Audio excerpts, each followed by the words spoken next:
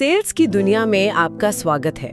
आज हम एक ऐसी किताब की गहराइयों में उतर रहे हैं जो मुझे लगता है सेल्स के बारे में हमारी सोच को बदल सकती है। किताब का नाम है सेल्स मास्टरी और इसके लेखक हैं अभिषेक प्रेमशंकर। और ये जानना बहुत जरूरी है कि ये सिर्फ एक और सेल्स की किताब नहीं है। ज्यादातर किताबें विदेशी लेखकों की होती हैं, लेकिन इसे खास तौर पर भारत के बदलते हुए बिजनेस माहौल को ध्यान में रखकर लिखा गया है। हाँ, और इसकी भाषा, इसकी तकनीकें, सब कुछ बहुत सरल है, प्रैक्टिकल, मतलब ऐसी हैं जिन्हें आप आज पढ़कर कल से ही लागू करना शुरू कर सकते हैं। बिल्कुल। और लेखक अभिषेक प्रेमशंकर का अनुभव भी इसे खास बनाता है। उन्हें sales, business growth consulting, training, marketing और मनोविज्ञान में 15 से ज्यादा सालों का वो भी बहुत गहरा अनुभव है। हाँ, और ये अनुभव कॉर्पोरेट और फैमिली बिजनेस दोनों से आता है, जो एक बहुत ही अनोखा कॉम्बिनेशन है। एकदम। और गिवी अनुभव मतलब इस किताब की बातों में वजन डालता है। ये सिर्फ थियोरी नहीं है, जमीन पर आजमाई हुई बातें हैं। तो चलिए शुरू करते हैं। तो आज हमारा ध्यान है चैप्टर 2 पर, जिसका शीर्षक है प्रोस्पेक्टिंग विद केयर, यानी सावधानी से अपने ग्राहक को खोजना। किताब कहती है कि ये किसी भी सफल बिक्री की पहली और शायद सबसे जरूरी सीढ़ी है। एकदम सही। और इस चैप्टर को समझने से पहले किताब की शुरुआत में कही एक बात को समझना जरूरी है। लेखक कहते हैं, जब आप सेल्स को समझने लगते हैं तो आप लोगों को समझने लगते हैं, और जब आप लोगों को समझने लगते हैं तो आप ये जानने लगते हैं कि चीजें वैसी क्यों हैं जैसी वे हैं। प्रोस्पेक्टिंग एक तरह से इसी समझ की नींव है। मतलब ये सिर्फ एक लिस्ट बनाने का काम नहीं है, बल्कि सही लोगों को पहचानने की एक कला है। बिल्कुल। ठीक है, तो चलिए इसी कला को समझते हैं। प्रोस्पेक्टिंग की जो टेक्स्ट बुक परिभाषा है वो तो यही है कि ये उन संभावित ग्राहकों को पहचानने और क्वालिफाई करने का प्रोसेस है जिनके आपका प्रोडक्ट खरीदने के चांस सबसे ज्यादा हैं। लेकिन किताब इससे आगे जाती है। वो एक बहुत आम गलती के बारे में बताती है। हाँ, और ये एक आप कह सकते हैं भावनात्मक जाल है। किताब कहती है कि नए सेल्स पर्सन हर उस लीड या ग्राहक से इमोशनली जुड़ जाते हैं जो थोड़ी सी भी दिलचस्पी दिखाता है। अच्छा। कोई कह दे हाँ अच्छा लग रहा है, सोच कर बताता हूँ, और बस हम उस उम्मीद से चिपक जाते हैं। हम हफ्तों तक उसके पीछे पड़े रहते हैं, भले वो सिर्फ हमें टाल रहा हो। ये तो बहुत जानी पहचानी फीलिंग है। वो एक हाँ सुनने की उम्मीद में हम 10 दरवाजे खटखटाते रहते हैं, ये जानते हुए भी कि शायद वो कभी खुलेंगे ही नहीं। और इससे होता क्या है? समय, एनर्जी सब बर्बाद, और निराशा अलग होती है। बिल्कुल ठीक यही होता है। और किताब का मूल तर्क यही है कि ज्यादातर सेल्स पर्सन इसलिए फेल नहीं होते कि वो बेच नहीं सकते, बल्कि इसलिए फेल होते हैं क्योंकि वे गलत लोगों को बेचने की कोशिश कर रहे होते हैं। मतलब सही और गलत ग्राहक के बीच का फर्क समझना जरूरी है। हाँ, सेल्स में सफलता इस पर निर्भर नहीं करती कि आप कितनों से बात करते हैं, बल्कि इस पर कि आप सही लोगों से बात करते हैं या नहीं। तो सवाल यही है कि इस जाल से कैसे बचें? वो सही लोग कौन हैं, ये कैसे पता करें? किताब इसके लिए 4 बहुत ही मजबूत नियम बताती है, एक तरह का फिल्टरिंग सिस्टम। पहला नियम है संभावित ग्राहकों को क्वालिफाई करना। इसमें एक लाइन है जो मुझे बहुत अच्छी लगी, लीड सब कुछ नहीं है, उसका स्रोत मायने रखता है। हाँ, क्योंकि हर लीड बराबर नहीं होती। सोचिए, आपके पास 2 लीड्स हैं। एक वो है जिसने आपकी वेबसाइट पर आकर आपका प्रोडक्ट देखकर खुद इंक्वायरी फॉर्म भरा है। ठीक है। और दूसरी लीड वो है जिसका नंबर आपने किसी डेटा बेचने वाली कंपनी से खरीदा है। दोनों में जमीन आसमान का फर्क है ना? बिल्कुल है। मतलब ये सिर्फ नाम और नंबर की लिस्ट नहीं है, ये इरादे की लिस्ट है। पहला इंसान खुद चलकर आया है, उसका इरादा साफ है। दूसरे को तो शायद पता भी नहीं कि आप हैं कौन। एग्जैक्टली। पहले वाले की जरूरत ज्यादा स्पष्ट है, वो पहले से आपके काम में दिलचस्पी दिखा चुका है।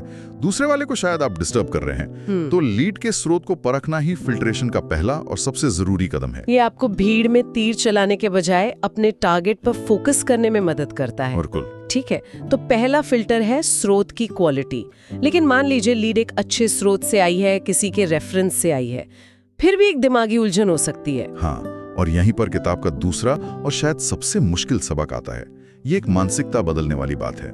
हर लीड हमारा ग्राहक नहीं है। किताब इसे सेल्स इंडस्ट्री का परम सत्य कहती है। एक मिनट, ये सुनने में थोड़ा अजीब लगता है।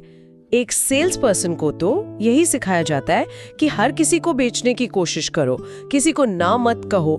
ये तो उसके बिल्कुल उल्टा है। ये उल्टा लगता है, लेकिन ये ज्यादा शक्तिशाली है। सोचिए, आप एक शेफ हैं जो दुनिया का सबसे बेहतरीन सी फूड बनाते हैं। ठीक है। अब अगर कोई पक्का शाकाहारी आपके रेस्टोरेंट में आता है तो क्या आप उसे अपनी सबसे अच्छी मछली खिलाने की कोशिश करेंगे? नहीं, आप विनम्रता से मान लेंगे कि आपकी स्पेशलिटी उनके लिए नहीं है। सही बात है। सेल्स में भी यही करना है। इसका मकसद किसी का अपमान करना नहीं, बल्कि यह पहचानना है कि आपका प्रोडक्ट किसके लिए सबसे ज्यादा फायदेमंद है। मतलब हमें स्वीकार करना होगा कि हमारा प्रोडक्ट हर किसी के लिए नहीं बना है, और ये बात आत्मविश्वास के साथ कहनी होगी। हाँ, जब आप ये मान लेते हैं तो आपका रोल बदल जाता है। आप एक बेचने वाले से एक सलाहकार बन जाते हैं। आप उन लोगों को ढूंढते हैं जिनकी आप सच में मदद कर सकते हैं। इससे ग्राहक का आप पर भरोसा भी बढ़ता होगा। कि जरूरतों से जोड़ना। किताब का दावा है कि अगर ये सही से कर लिया जाए तो सेल्स का 30 से 40% काम यहीं पूरा हो जाता है। ये तो बहुत बड़ा आंकड़ा है। हाँ, बहुत बड़ा आंकड़ा है। लेकिन ये बिल्कुल सच है। देखिए, ज्यादातर सेल्स पर्सन क्या गलती करते हैं, वे अपने प्रोडक्ट के सारे फीचर्स गिनाना शुरू कर देते हैं। सर, हमारे सॉफ्टवेयर में डैशबोर्ड भी है, रिपोर्टिंग भी है, AI इंटीग्रेशन भी है, 50 और चीजें हैं। जैसे वो एक ब्रोशर पढ़ रहे हो, अपनी कंपनी के बारे में बात कर रहे हैं, ग्राहक के बारे में नहीं। एग्जैक्टली। लेकिन प्रोडक्ट मैपिंग का मतलब है पहले ग्राहक की सुनो, उसकी असली समस्या क्या है, उसे रात में नींद क्यों नहीं आ रही है। एक उदाहरण लेते हैं। मान लीजिए आप एक रेस्टोरेंट मालिक के पास अकाउंटिंग सॉफ्टवेयर बेचने गए हैं। हाँ। आप उससे पूछते हैं आपकी सबसे बड़ी सरदर्दी क्या है। वो कहता है, यार दिन भर की बिक्री का हिसाब किताब रखने में और रिपोर्ट्स बनाने में मेरे 2-3 घंटे बर्बाद हो जाते हैं। अच्छा, तो आपने सीधे उसकी दुखती रग पकड़ ली। हाँ, अब एक औसत सेल्स पर्सन उसे सॉफ्टवेयर के 50 फीचर बताएगा, लेकिन एक स्मार्ट सेल्स पर्सन जो प्रोडक्ट मैपिंग जानता है वो कहेगा, अगर मैं आपको एक ऐसा तरीका बताऊं जिससे आपके ये 3 घंटे का काम सिर्फ 2 मिनट में एक बटन दबाने से हो जाए तो क्या आप 5 मिनट और देंगे? वाह। देखिए, बात फीचर की नहीं रही, बात उसकी सरदर्दी के इलाज की हो गई। सही है, आपने अपने प्रोडक्ट को उसकी जरूरत से सीधे जोड़ दिया। हाँ, 30-40% काम यही खत्म। बातचीत हमारे पास क्या है से बदलकर ये आपके लिए क्या कर सकता है पर आ गई। ये तो वाकई पूरी बातचीत का नजरिया ही बदल देता है। ये तो गेम चेंजर है।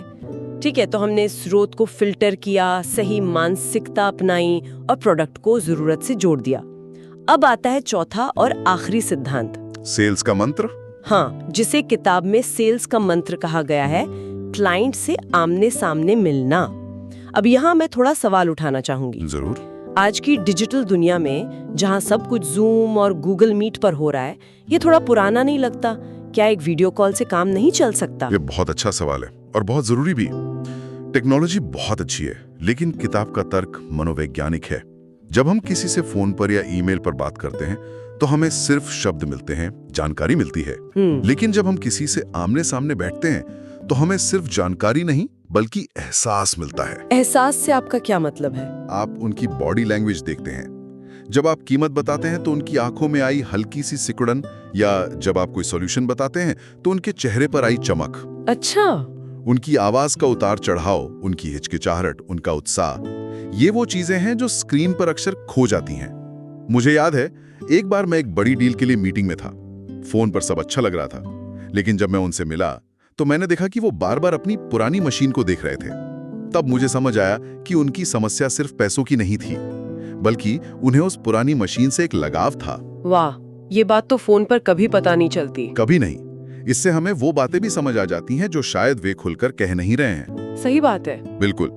किताब कहती है कि आमने सामने की मीटिंग से उनके खरीदने का असली कारण, वे अभी कौन सा ब्रांड इस्तेमाल कर रहे हैं और क्यों, उनकी असल में खरीदने की क्षमता कितनी है और वे कब तक फैसला लेंगे, इन सब चीजों के बारे में ज्यादा स्पष्टता मिलती है। ये एक लेन देन को एक रिश्ते की शुरुआत में बदल देता है। हाँ।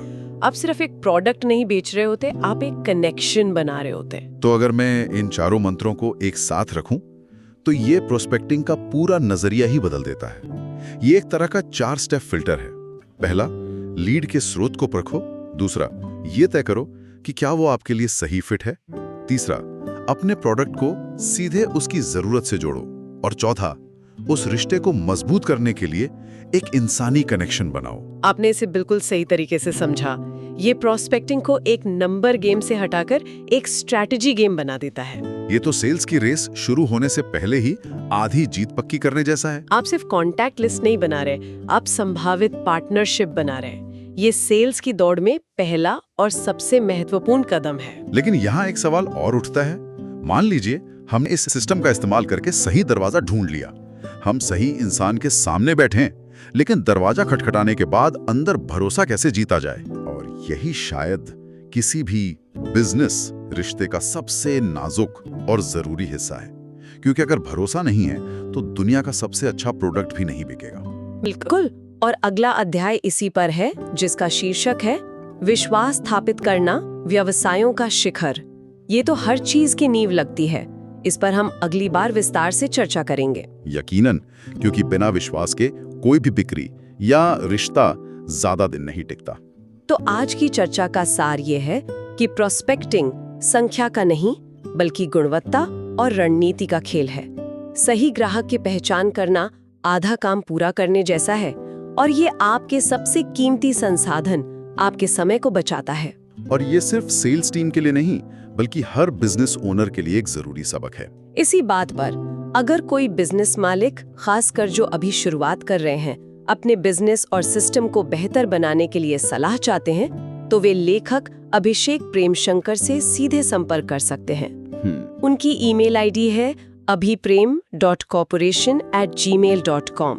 मैं दोहराती हूँ, abhiprem.corporation@gmail.com। और जाते जाते एक विचार छोड़ जाते हैं। इस अध्याय का शीर्षक है प्रोस्पेक्टिंग विथ केयर, यानी सावधानी से।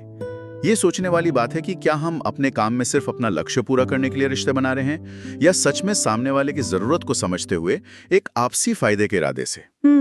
अगर हम दूसरी वाली सोच अपना लें तो हमारे काम करने का तरीका और नतीजे कैसे बदलेंगे।